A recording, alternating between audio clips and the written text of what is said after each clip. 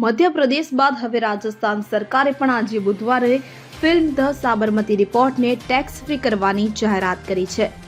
Social media પર આ વિશે માહિતી આપતા મુખ્યમંત્રી ભજનલાલ શર્માએ જણાવ્યું હતું કે સરકારે રાજસ્થાનમાં ફિલ્મ ધ સાબરમતી રિપોર્ટને કરમુક્ત કરવાનો અર્થપૂર્ણ નિર્ણય લીધો છે.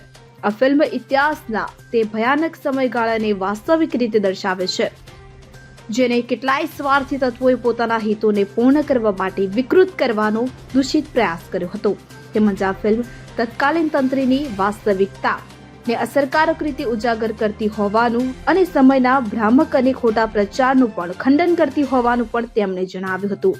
આ ફિલ્મમાં વિક્રાંત મેસી, રાશિ ખન્ના અને રિદ્ધિ ડોગરા અભિનીત film the Sabarmati report Gandhi Godhra train station નજીક સાબરમતી એક્સપ્રેસમાં લાગેલી આગ પર આધારિત છે.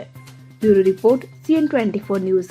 હવે જુઓ દેશ દુનિયાની તમામ ખબરો તમારી આંગળીના ટેરવે.